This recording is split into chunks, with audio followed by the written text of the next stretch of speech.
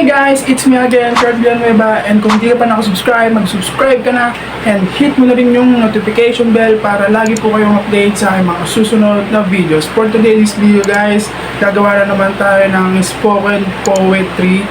And sa mga nagtatanong kung ba't spoken poetry yung kino-content ko, and wala pa kasi ako maisip na content or magandang quality content na pwede kong gawin. And di pa rin ako nakakalabas ng bahay. And marami na rin akong syempre busy rin, maraming ginagawa, meron din akong trabaho. So ayun. So etong spoken poetry na to is ginawa ko lang nung gabi. And dapat nung gabi ko to iba-vlog. So, naisipan kong ngayon ko na lang i-vlog. So, ang date ngayon is September 18. So, September 17 ko dapat gagawin to, kaso busy ako. So, ngayon ko na to gagawin para sa inyo. So, this is part 3. Kung napanood nyo yung part 1, part 2 na spoken poetry ko, ayan siya. Yan. Kung hindi nyo pa nakapanood dyan, pwede nyo po siyang panoorin. And kung nagustuhan nyo po, please like, share, and comment para sa susunod na part 4, part 5 kung gusto nyo pong gumawa ulit ako ng bagong spoken poetry, please comment down below. Okay? So, itong spoken poetry na to is pinamagatang okay lang ako.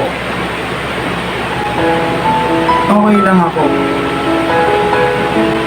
Yan ang sinasabi ko sa maraming tao.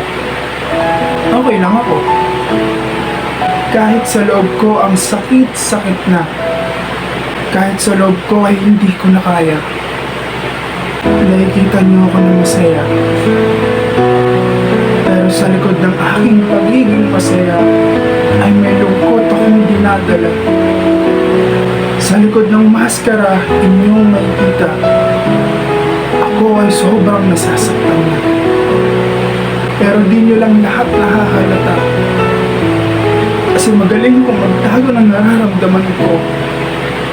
Akala nyo okay lang ako. Akala ko masaya ako. Pero ang totoo, durog na ang puso ko. Hindi naman talaga ako masaya. Nagpapanggap lang ako na masaya. Hindi naman talaga ako okay. Dahil wala akong ibang choice kung hindi maging okay ako. Tinatago ko kasi sa maskara yung totoong ako. Kasi ayaw ko na ipaalam at malaman pa ng maraming tao.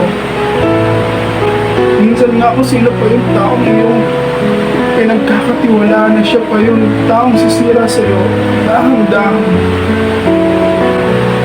Ako na lang ang lalaban. Ako na lang mag-isang lalaban sa pagsubok na to.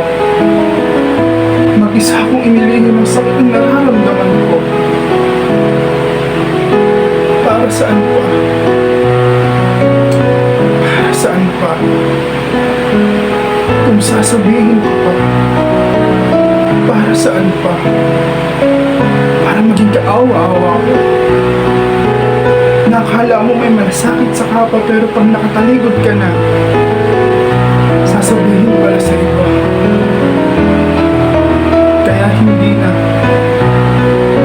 Mas okay na akong ganito. Mas okay na ako na ako na lang nakakaalam nito. Kasi bakit pa ako maninibago?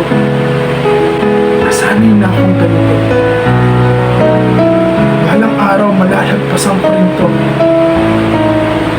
At sasabihin ko sa inyo, kaya ko to. At kakayanin ko.